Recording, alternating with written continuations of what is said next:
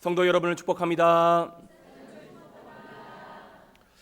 혹시 1만 시간의 법칙이란 말을 들어보셨습니까?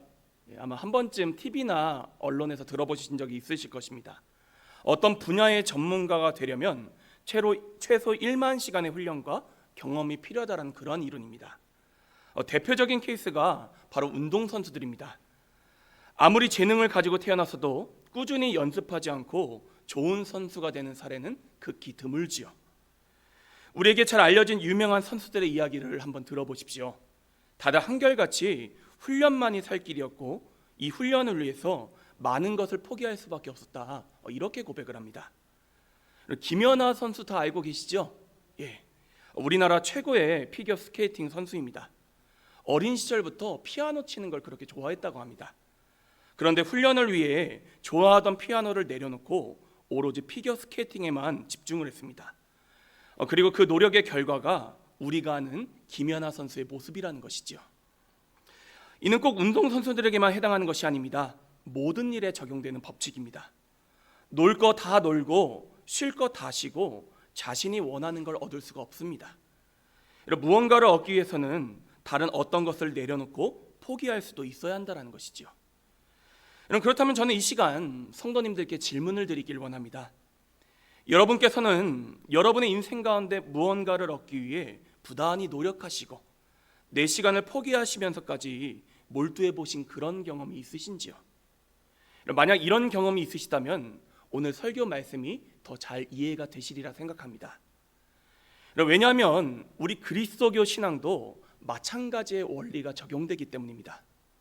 신앙도 얻고 세상 것도 다 얻고 이렇게 동시에 할 수가 없다는 것이죠. 계속 믿음을 지켜가다 보면 어느 하나를 포기해야 하는 그런 상황을 맞닥뜨릴 때가 있다는 것입니다. 에이 목사님, 뭘 그렇게 극단적으로 이야기하세요? 뭐든 적당히가 중요하지요. 물론 중용이라는 것은 중요합니다. 예컨대 저만 하더라도 이 세상을 살아가기 위해서는 때로 세상의 것들도 필요합니다. 돈도 필요하고 취미 생활을 즐길 수도 있고 사람들을 만날 수도 있죠. 신앙 외에 모든 것을 다 버려야 한다, 그런 식의 극단을 말씀드리는 것은 아닙니다. 하지만 가장 사랑하는 것, 내 인생의 최고 우선순위의 문제에 있어서는 다르다라는 것이죠. 여기에는 타협이나 중립지대가 없습니다. 오직 하나님이냐 세상이냐, 이 둘 중 하나를 택해야만 한다는 것이죠. 예컨대 아내를 사랑하지만 때로 따로 시간을 보낼 수도 있습니다. 저만 하더라도 혼자 목욕하고 나서 국밥 한 그릇 사 먹은 걸 인생의 큰 낙으로 여깁니다. 벌써 아저씨가 다 됐죠. 예. 그래서 가끔 그렇게 시간을 보내기도 합니다. 아내도 이런 저를 보고 국밥이냐 나냐 이렇게 저에게 묻질 않습니다. 하지만 제가 다른 여성에게 눈길을 주면 이야기가 달라집니다. 이때는 저에게 묻겠지요. 나냐 그 여자냐? 하지만 저는 오직 일편단심 유지의 사모라는 걸 이 시간 분명하게 밝혀두겠습니다. 아내가 들었으리라 믿습니다. 예. 마찬가지입니다. 하나님께서도요, 때로 우리에게 돈도 필요하고 취미도 필요하신지 다 알고 계십니다. 아니, 이 모든 것들은 하나님이 우리에게 주신 선물입니다. 이런 선물을 주셔놓고 이걸 나무라시면 그게 더 이상한 것이지 않겠습니까? 하지만 우리가 하나님보다 그것들을 더 사랑하기 시작하면 이야기가 달라진다는 것이죠. 그때부터 하나님께서는요, 우리에게 질문하기 시작하십니다. 정말로 내가 너의 하나님이 맞느냐? 내가 너의 고백처럼 너의 삶의 주인이 맞느냐? 이렇게 물어보신다는 것이죠. 만약 아내와 제가 아무 관계가 없다면 제가 다른 여자를 만나든 뭘 하든 저에게 질문하지 않을 것입니다. 하지만 아내와 저는 부부관계로 언약을 맺었습니다. 그러면 질문을 하는 것은 당연한 일이 되지요. 왜냐하면 서로 사랑하는 사이이기 때문입니다.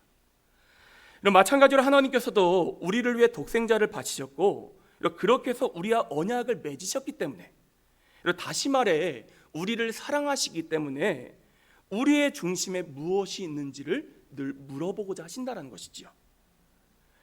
오늘 마태복음 본문을 보면 한 부자 청년이 예수님을 찾아와 이렇게 질문을 합니다. 선생님, 제가 어떤 선한 일을 해야 영생을 얻을 수 있겠습니까? 예수님께서는 영생을 얻기 위해서는 율법에 나오는 계명을 지키라고 말씀을 하십니다. 그러자 청년은 대답합니다.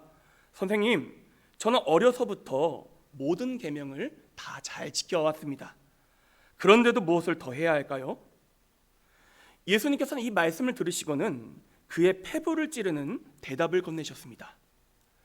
내가 온전하고자 할진대 가서 내 소유를 팔아 가난한 사람들에게 주라. 그리고 와서 나를 따르라. 그랬더니 그 청년이 어떻게 하지요? 재물이 많음으로 근심하여 주님을 떠나갔다라고 말씀이 우리 가운데 증거하고 있습니다. 청년이 이해하는 믿음이란 선한 일, 즉 행함에 초점이 있었습니다. 어떤 착한 일을 하며 얼마나 착한 일을 많이 하는지 이런 것들 따위에 관심이 있었다라는 것이지요. 하지만 예수님께서 말씀하신 믿음은 달랐다라는 것입니다. 그보다는 그의 중심에 누가 자리를 잡고 있느냐, 누구를 주인으로 모시고 있으며 어떤 분을 가장 사랑하고 있느냐, 여기에 예수님의 초점이 있었다라는 것입니다. 그래서 그 부자 청년의 마음을 꿰뚫어 보시고서는 그에게 이렇게 물으셨습니다. 딱 보니 내가 가장 사랑하는 것이 돈이구나. 그런데 너 그거 내려놓고 나를 더 사랑할 수 있니? 그거 내려놓고 나를 따를 수 있니? 이렇게 질문하셨다는 것입니다.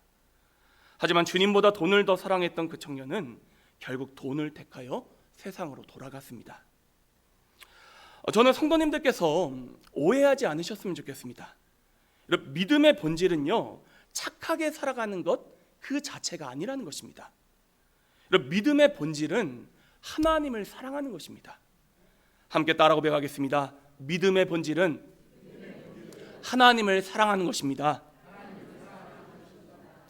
물론 선하게 살아가는 것 중요한 일입니다. 하지만 그보다 더 중요한 것은 동기입니다.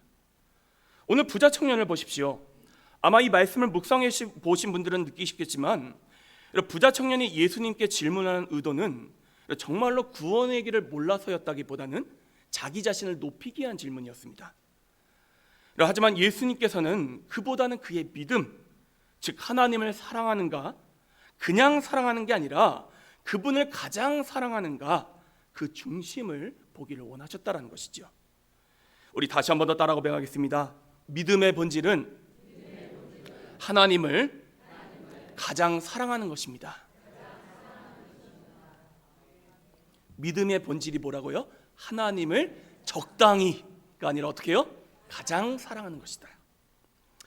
예전에 제가 이런 말씀을 전하니 어떤 성도님께서 불편해하셨습니다. 그러면서 어떻게 하나님께서 우리 사람에게 자기 사랑을 강요할 수 있느냐 이렇게 따지시는 거예요. 그런데 한번 잘 생각해 보십시오. 배우자가 사람들 앞에서 나에게 사랑한다 말도 해주고 근사한 레스토랑에 데려가 주었습니다. 그런데 알고 보니 정말로 나를 생각해서 그렇게 한 것이 아니라 자기의 사회적 지위 때문에, 다른 사람들의 시선 때문에 그렇게 한 것입니다. 그러고 나서는 뒤에 가서 몰래 바람을 핍니다. 그러면 과연 이게 사랑이라고 느낄 수가 있겠습니까? 마찬가지입니다. 하나님과 우리 사이는요, 그냥 관계가 아닙니다. 하나님께서는 무려 독생자 예수님을 십자가에서 희생하심으로 저와 여러분을 사셨습니다. 성경의 표현을 빌리자면 죄인 중에 괴수였던 우리를 택하여 당신의 신부로 부르시고 주님께서 친히 우리의 신랑이 되어주셨다는 것이지요. 서로 아무 관계가 아니었다면 사랑을 요구할 수 없겠지만 부부입니다. 아니 그보다 더 깊은 관계가 바로 하나님과 우리의 관계입니다. 그렇다면 하나님께서 우리에게 사랑을 요구하시는 게 당연한 일이지 않겠습니까? 그리고 이러한 하나님의 요구가 중요한 이유가 한 가지가 더 있습니다. 하나님을 사랑하는 것이 결국 우리를 살리는 길이기 때문입니다. 함께 따라 고백하겠습니다. 하나님을 사랑하는 것이 결국 우리를 살리는 길입니다. 참 역설적이지 않습니까? 우리가 하나님을 사랑하는 게 겉으로 보기에는 하나님을 위하는 것처럼 보이나 결국 그 사랑이 누구를 위하는 것이 된다는 것이죠? 나를 위한 것이 된다는 것입니다. 왜냐하면 하나님께서 우리의 생명의 근원이 되시기 때문에, 모든 복과 은혜의 원천이 되시기 때문입니다. 그렇게 하나님을 사랑하는 것은 목마른 사람이 생수의 근원을 얻는 것과도 같습니다. 그리고 세상 모든 것들은요, 지나치면 어떻게 되죠? 탈이 나게 되어 있습니다. 하지만 하나님께서는요, 알아가면 알아갈수록, 그분을 내 중심에 모시면 모실수록 우리의 생명이 더욱더 풍성해진다는 것이죠. 은혜가 흘러 넘치게 됩니다. 그래서 예수님께서는 요한복음 4장 14절에서 우리에게 이렇게 말씀하십니다. 내가 주는 물을 먹는 자는 영원히 목마르지 아니하리니 나의 주는 물은 그 속에서 영생하도록 솟아나는 샘물이 되리라. 아멘. 솔직하게 말씀드리면요, 저는 제 아내에게 당신이 나를 사랑하면 사랑할수록 당신이 잘 될 거야, 당신의 삶이 풍요로워질 거야, 이렇게 이야기하지는 못하겠습니다. 이신이하고 10년 산 아내의 모습을 보니 이런 고생만 드립다한 모습이 보이기 때문입니다. 여러분, 이신이가 그렇게 쉬운 사람이 아닙니다, 여러분. 예. 그런데 하나님은 다르시다라는 것이죠. 하나님께서는 가장 선하신 분이시기에 당신께서 사랑하는 이들에게 당신 자신을 선물로 주기를 원하신다는 것입니다. 그리고 당신을 사랑하라라고 우리 가운데 말씀하십니다. 여러분, 왜냐하면 그 길이 결국 우리를 살리는 길이기 때문입니다. 그러니 사랑하는 성도 여러분, 하나님을 사랑하시기를 바랍니다. 그냥 사랑하지 마시고 그분을 가장 사랑하시고 무엇보다 여러분의 삶의 주인으로 인정하시기를 바랍니다. 그런데 그렇게 하기 위해서는요, 그저 말로만, 심적으로만 할 게 아니라 실제적으로 우리의 삶의 보좌에 앉아있는 그 우상들을 내려놔야 한다는 것입니다. 제가 지난 시간 은혜를 누리기 위해서는 어떻게 해야 된다는 말씀을 드렸죠? 자기를 비워야 된다는 말씀드렸습니다. 오늘 말씀도 그 말씀의 연장선에 있습니다만 보다 더 구체적입니다. 하나님보다 더 사랑하는 그것을 포기할 수 있어야 한다는 것입니다. 만약 포기하지 않고 하나님을 사랑한다 고백하면 그건 조금 과격하게 이야기해서 가짜 사랑이라고 생각합니다. 마치 훈련에 몰두하지 않은 운동선수가 금메달을 따겠다고 하는 것과 다름이었고, 아내 몰래 다른 여자를 사랑하면서 아내를 사랑한다 고백하는 것과 진배가 없다라는 것이죠. 그래서 하나님께서는 사랑하는 우리에게 때로 포기를 요구하십니다. 오늘 구약 말씀 가운데 아브라함의 경우가 좋은 예이지요. 하나님께서는 아브라함에게 돈을 요구하지도 않으셨고 그의 생명을 요구하지도 않으셨습니다. 무려 100세에 얻은 그 눈에 넣어도 아프지 않을 아들 이삭을 요구하십니다. 하나님께서 무슨 이방신들처럼 인신제사를 원하셔서 그러셨던 것이 아닙니다. 구약 성경을 읽어보면 오히려 하나님께서는 인신제사를 드린 이들을 강하게 처벌하시는 분이십니다. 그럼에도 오늘 말씀 가운데 이삭을 요구하셨던 이유는 딱 한 가지라는 것이죠. 하나님께서는 지금 아브라함이 가장 사랑하는 그것을 요구하고 계시며, 이를 통해 그의 중심에 누가 자리하고 있는지 이 사실을 알기를 원하셨다는 것입니다. 그런데 놀랍게도 아브라함은 이 질문의 의도를 정확하게 파악합니다. 그리고 실제로 이삭을 제물로 바치려고 하였습니다. 그러자 하나님께서 어떻게 하시죠? 이 모습을 보시고는 깜짝 놀라셔서 급히 천사를 보내십니다. 그리고 그를 만류하시고는 이렇게 말씀하시죠. 내가 내 아들 내 독자까지도 내게 아끼지 아니하였으니 내가 이제야 내가 하나님을 경외하는 줄을 아노라. 우리 이 말씀을 우리식으로 풀어보자면 이런 뜻입니다. 이게 믿음이다, 이게 예배다, 이게 사랑이다, 이렇게 아브라함을 인정해 주셨다는 것이죠.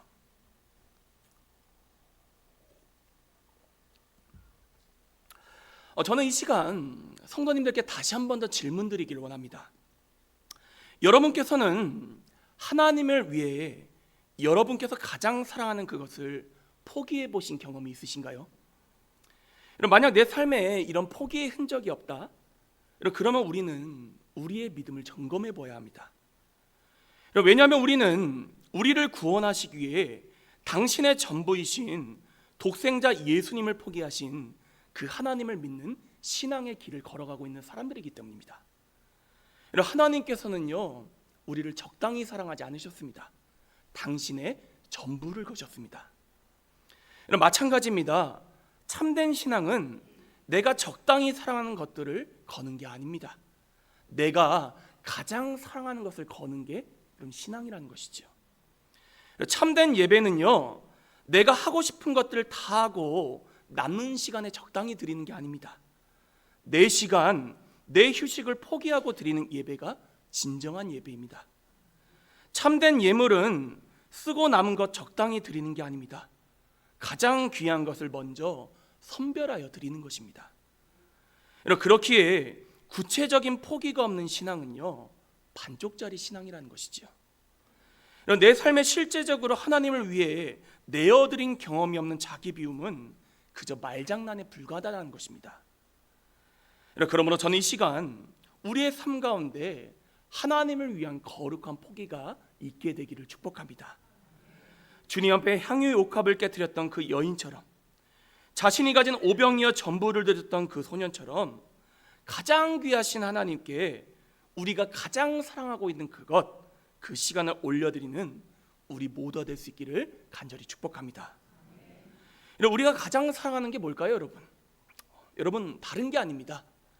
평소에 여러분이 가장 많이 생각하시고 제일 많이 말하시고 제일 많이 하고 계시는 그게 여러분이 가장 사랑하는 것입니다. 만약 그것이 하나님보다 지금 앞서고 있다면 포기하시고 하나님을 다시 여러분의 보좌 위로 모시는 거룩한 결단이 있게 되기를 간절히 축복합니다.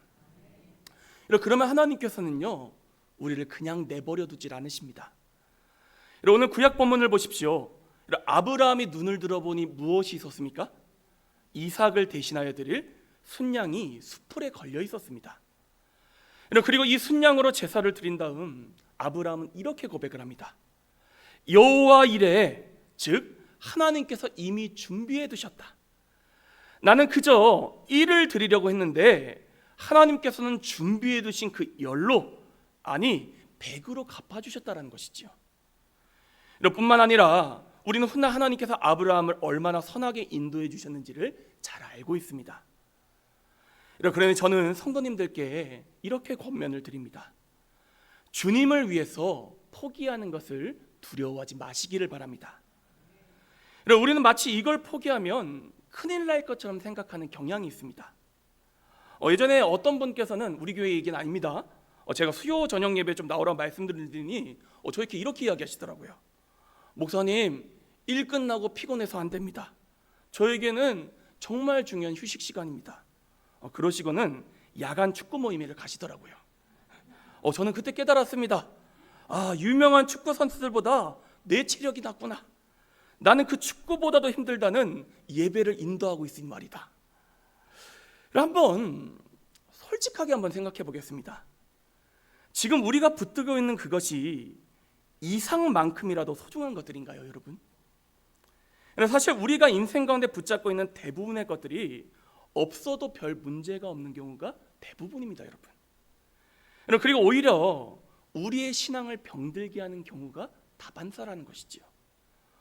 그러니 마치 그것이 없으면 내 인생이 무너질 것 같은 두려움을 주입하는 사탄의 목소리에 현혹되지 마시기를 축복합니다. 포기가 아닙니다. 집중하는 것입니다. 손해보는 것이 아닙니다. 투자하는 것입니다. 잃는 게 아닙니다. 오히려 더 많은 것을 얻게 하십니다. 그러니 그 앞에서 너무 고민하지 마시기를 바랍니다. 오늘 부자 청년을 보십시오. 그는 예수님의 질문 앞에 생각이 많았습니다. 그러니 어떻게 하지요? 근심을 하며 주님을 떠나갔습니다. 하지만 아브라함을 보십시오. 그는 하나님의 질문 앞에 오래 고민하지 않습니다. 즉각적으로 순종합니다. 그러자 그 부자 청년이 보지 못했고 누리지 못했던, 미리 예비해 두신 그 놀라운 은혜와 복을 누리게 하셨다는 것이죠. 사랑하는 성도 여러분, 하나님께서는 우리가 우리의 삶 가운데 가장 중요한 분이 누구신지를 깨닫기를 원하신다는 것입니다. 심적으로도 이를 바라시고 실제적으로 하나님께서 얼마나 선하신 분이신지, 그분을 가까이 하는 게 얼마나 큰 복인지를 몸소 체험하길 원하신다라는 것입니다. 그러므로 이번 한 주 한번 여러분이 가장 사랑하는 그것을 내려놓으시고 하나님을 선택해 보시기를 바랍니다. 그러면 우리가 붙들고 있는 그것과는 비교할 수 없는 놀라운 은혜가 우리의 삶에 쏟아져 들어옵니다. 마치 강둑이 터져 그 안에 가득 차 있던 물이 쏟아져 나오는 것처럼 하나님의 은혜가 우리의 삶 가운데 흘러 넘치게 된다는 것이지요. 바라기는 이 말씀의 원리, 은혜의 원리를 기억하시고 하나님 기뻐하시는 거룩한 포기를 올려드려 오직 하나님만 사랑하며 나아가겠다고 다짐하며 나아가는 저와 여러분 모두가 될 수 있기를 간절히 축복합니다. 우리 옆에 있는 분들에게 이렇게 고백합시다. 하나님을 가장 사랑합시다. 하나님을 가장 사랑합시다. 그런 우리 모두가 될 수 있기를 다시 한번 더 축복합니다. 함께 기도하겠습니다.